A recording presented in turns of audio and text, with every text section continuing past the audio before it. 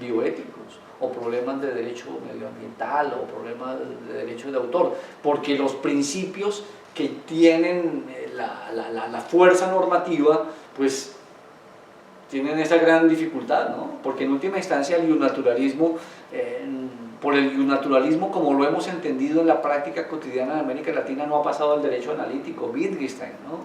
Es decir, la imposibilidad que hay de entender que el enunciado no agota el contenido, que el enunciado es una expresión que se da históricamente, pero que no hay un contenido, no hay un enunciado que agote el contenido de manera definitiva, que lo exprese, ¿no?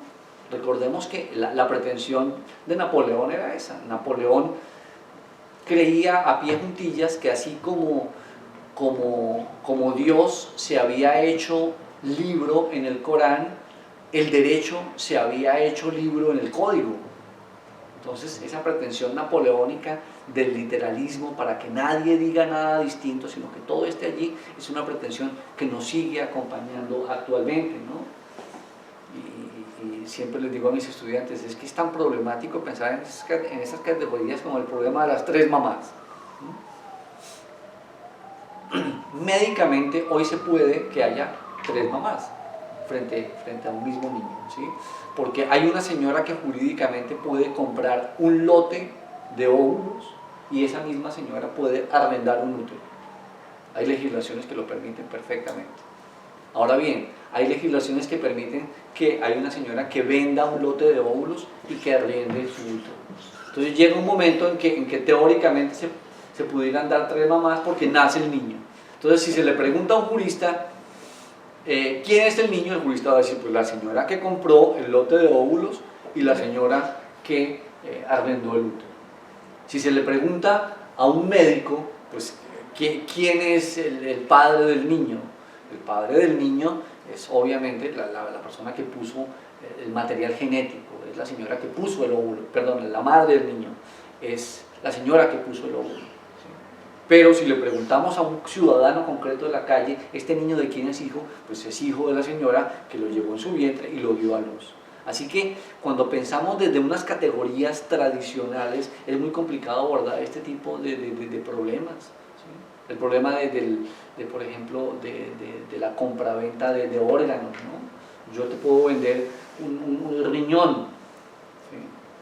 Hay legislaciones que permiten inclusive la venta de riñones.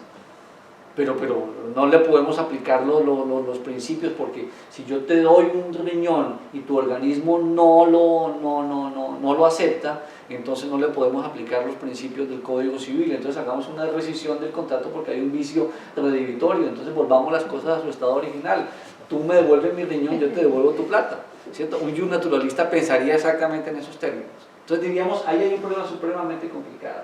Y sobre todo lo más grave del bionaturalismo y lo que ha significado en América Latina es que ha servido para defender posiciones políticas, religiosas o económicas cerradas a la crítica. ¿Sí?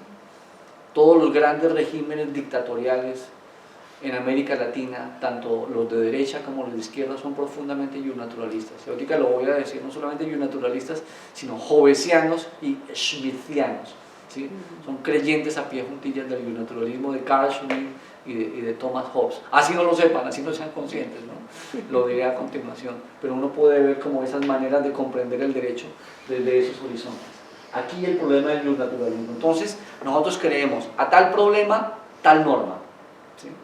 Hay un ejemplo terrible con la Ley 100 de Seguridad Social de 1993 en Colombia, que fue promulgada a comienzos de diciembre, pero al poco tiempo, no habrá pasado un año, ya tenía varios miles de decretos reglamentarios.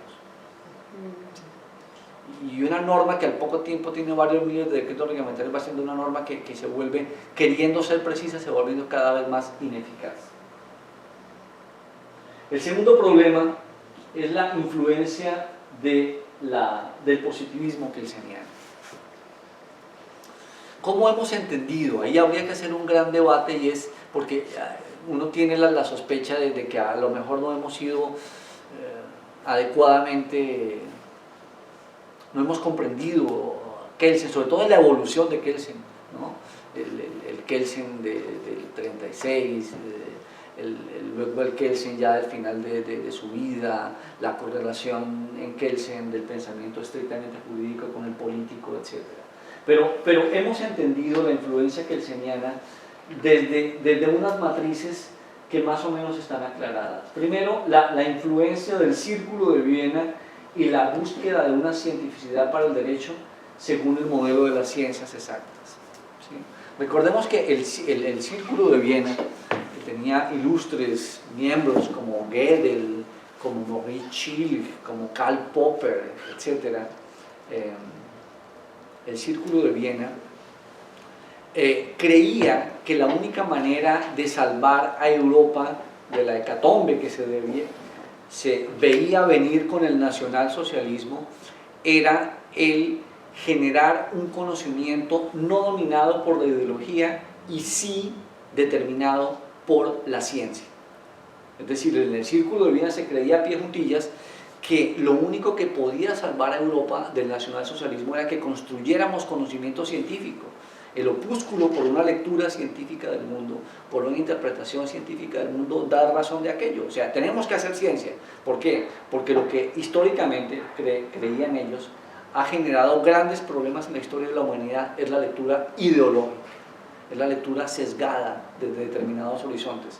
Y como la ciencia es objetiva, como el conocimiento es neutral, como el conocimiento científico no puede ser sujeto de manipulaciones, hagamos ciencia.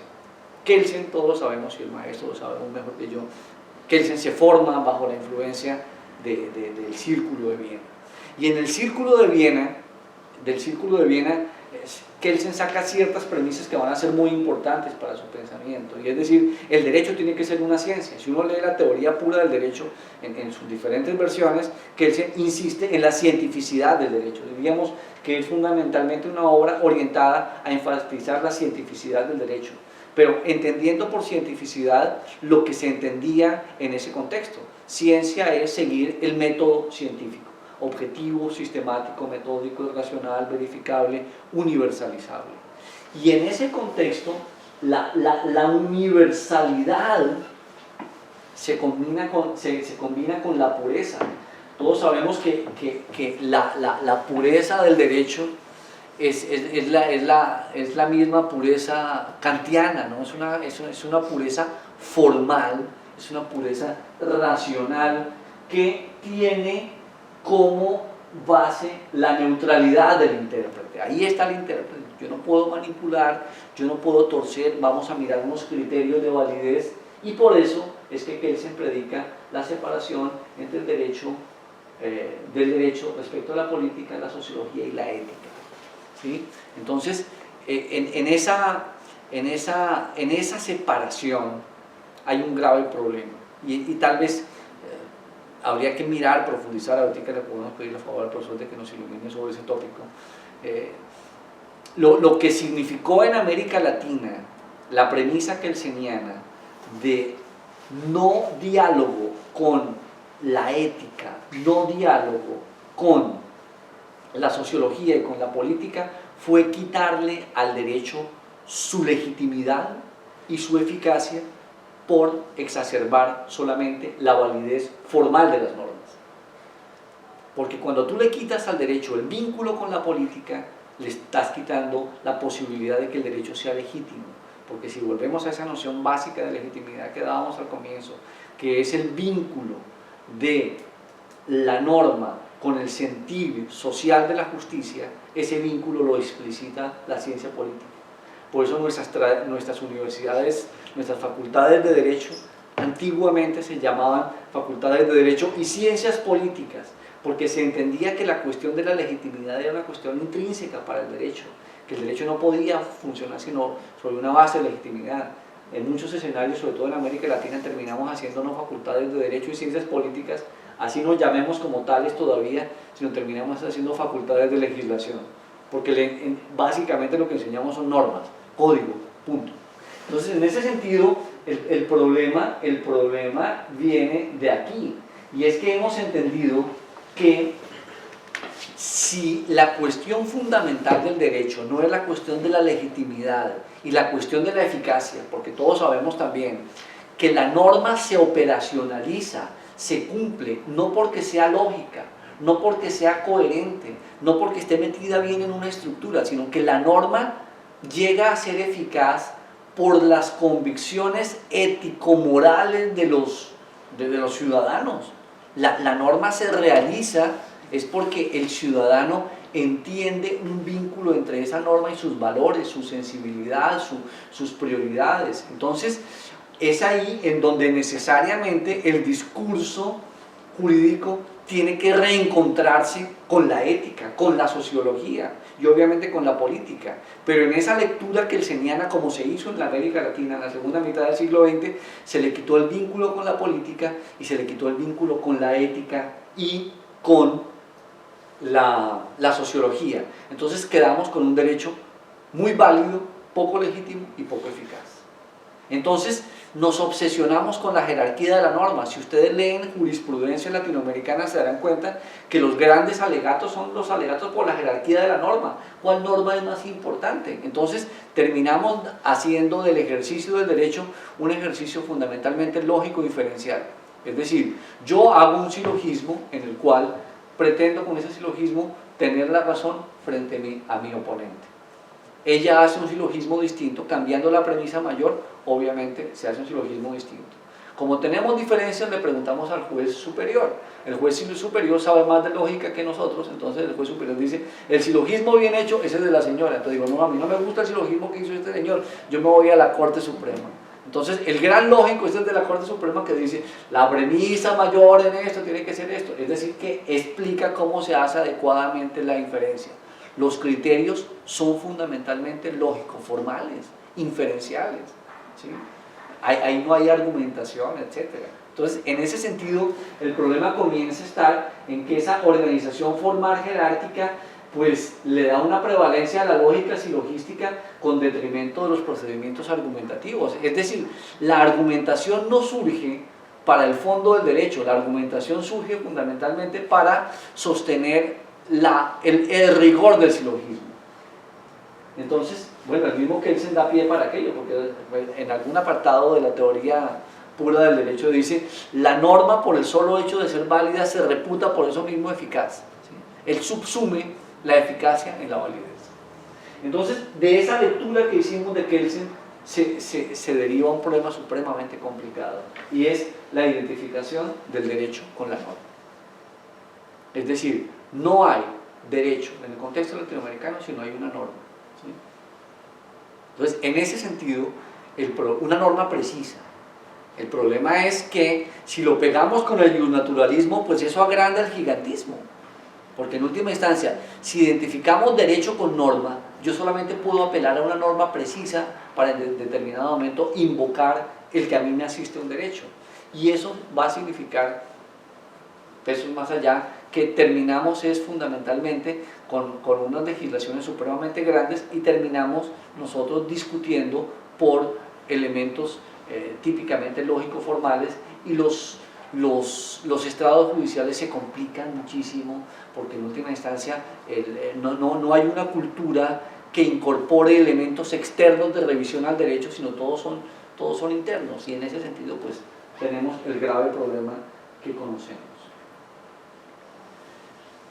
El siguiente núcleo problemático que está detrás de lo que pudiéramos llamar la crisis del derecho en América Latina es el del decisionismo, ¿sí? Todos sabemos que en Hobbes la guerra, el conflicto y la enemistad son una situación social natural, ¿no?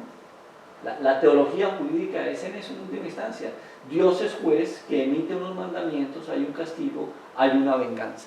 Entonces, lo que hace fundamentalmente la lectura de Carl Schmitt de Hobbes es mostrar cómo esas estructuras hobbesianas son perfectamente traspolables a la estructura del Estado. Bueno, el mismo Hobbes ya dio pie para ello, ¿no? El leviatán es eso, ¿no?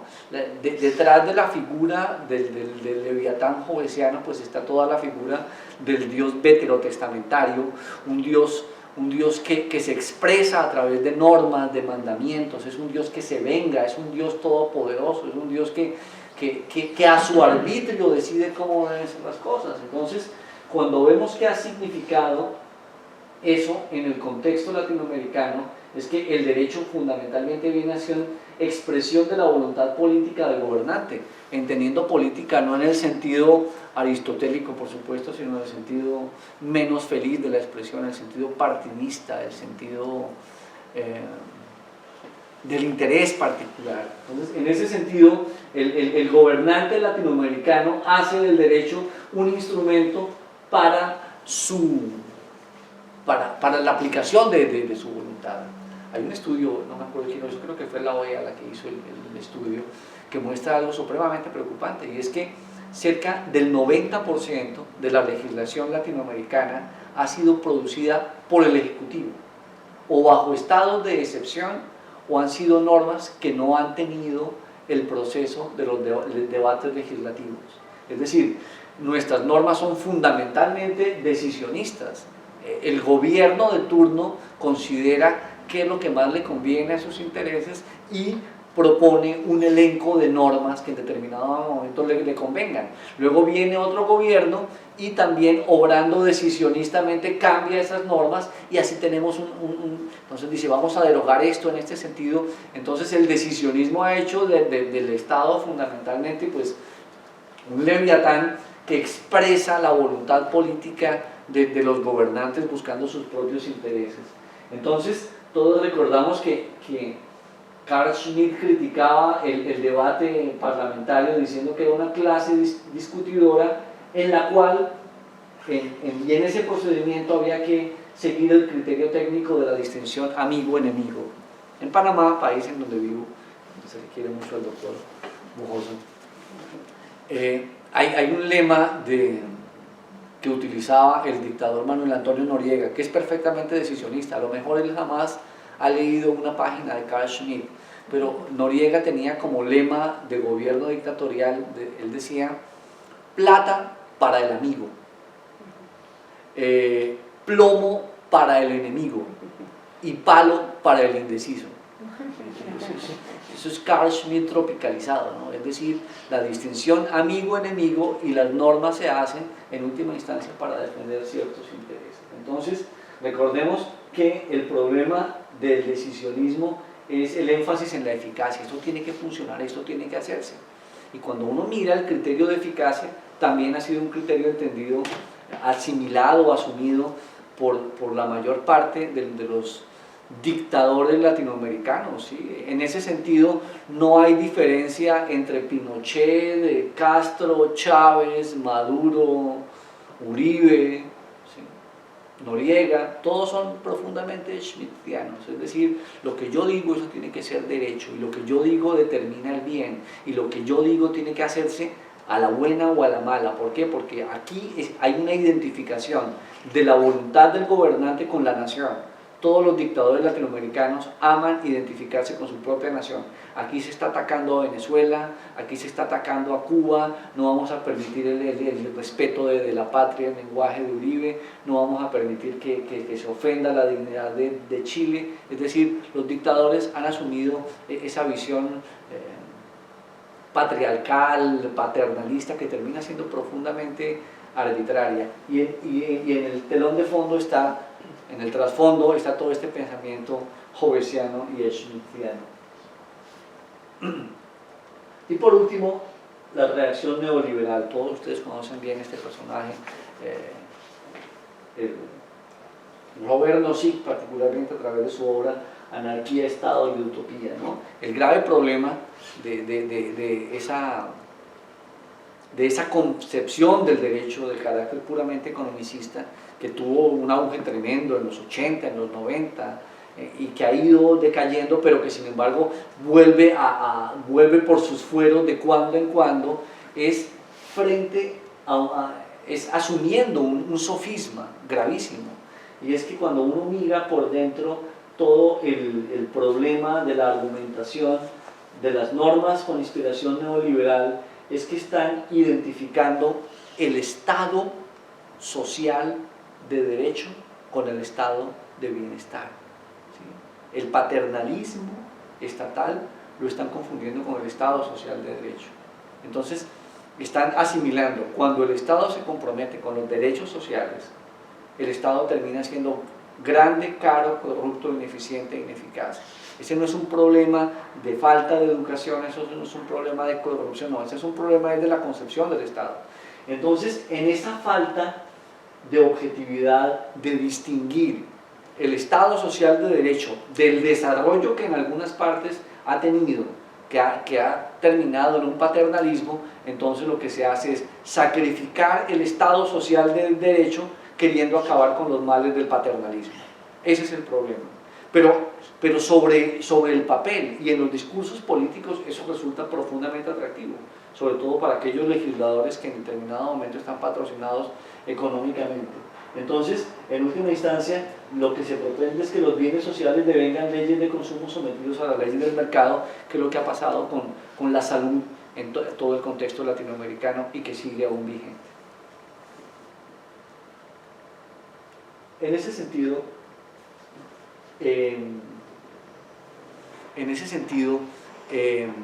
quisiera terminar con esta diapositiva. Hacemos una pausita para un café o para que ustedes desmientan, complementen, aclaren, etc.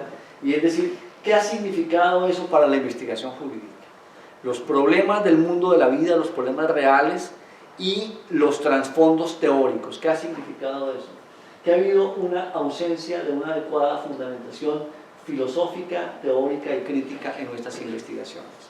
Cuando uno mira las investigaciones que hacen nuestros estudiantes, como no son conscientes de esos trasfondos, nuestros estudiantes prefieren seguir investigando sobre categorías, sobre normas, sobre principios, sobre autores, sobre la mejor norma, hacen comparaciones de normas, pero tienen un gran problema a la hora de entender que detrás de cada norma, detrás de cada institución, detrás de cada decisión, detrás de cada jurisprudencia, hay una noción de derecho que informa, que determina, que orienta esa norma en su estado, en su razón de ser. Es decir, difícilmente el estudiante latinoamericano en su gusto se dedica a mirar cuál es el trasfondo filosófico jurídico, filosófico político, teórico, crítico, que le da sentido a esas normas. Simplemente lo que hacen, y ahorita lo diré más adelante con calma, lo que hacen es decir, esta norma no funciona, esta institución no funciona, yo creo que la que funciona es esta, por esta razón se acabó. Profesor, aquí está mi investigación. ¿Sí? O este autor, o esta teoría, o este horizonte es mejor que esto para esta situación. ¿Por qué? No pasa nada. Entonces, no hay ni el referente de fundamentación, ni el referente de validación. Porque lo único que puede dar argumentos de validación es la realidad que sirve como criterio de juicio para ponderar cuál de las teorías puede ser mejor. Entonces, en ese escenario terminamos en los gustos jurídicos, en los gustos de autores. Entonces yo les digo a los estudiantes un poco con sentido preventivo amenazante, les digo, miren, cuando tú no haces una tesis que explicite la fundamentación y que tenga como referente un problema real determinado espaciotemporalmente, te expones a un peligro, y es que el jurado de tu tesis puede no gustar del autor que tú estás tratando.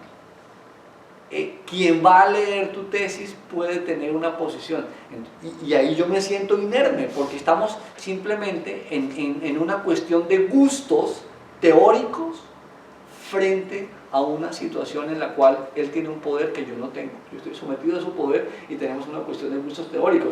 Pero cuando la realidad es el criterio de validación de lo que yo estoy diciendo, ahí tengo una fuente infinita de argumentos de carácter disciplinar,